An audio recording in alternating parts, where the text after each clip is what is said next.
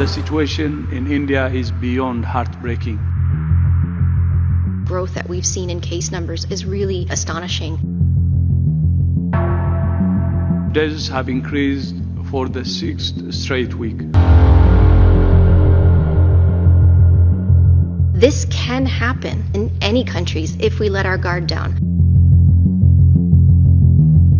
WHO is doing everything we can. It's a fragile situation globally.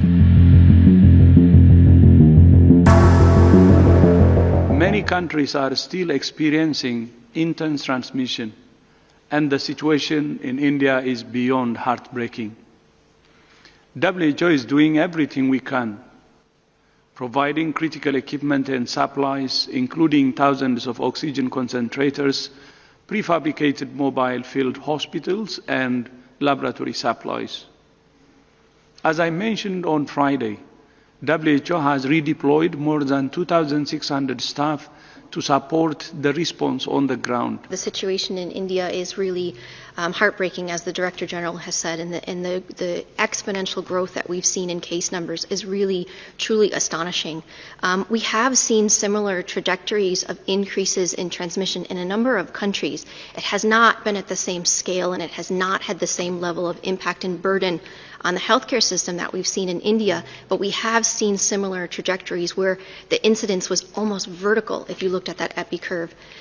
This can happen in a number of countries, in any countries, if we let our guard down. I'm not saying that India has let its guard down, but I'm saying we're in a fragile situation. As the world is recovering from the pandemic, it would behoove me to not say that we're still in the acute phase of this pandemic, and the trajectory that we are seeing globally is incredibly worrying. With the 9th straight week of increasing incidence around the world, clearly it's not being driven at the same level of intensity around the world, and we're all looking about how we reopen up societies. More than almost 5.7 million cases reported last week, and that is certainly an underestimate of the true number of cases of infections that have occurred in the last week. It's a fragile situation globally. Globally, the COVID-19 pandemic continues to intensify.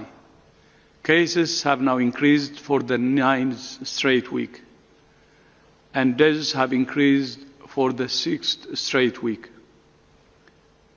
To put it in perspective, there were almost as many cases globally last week as in the first 5 months of the pandemic.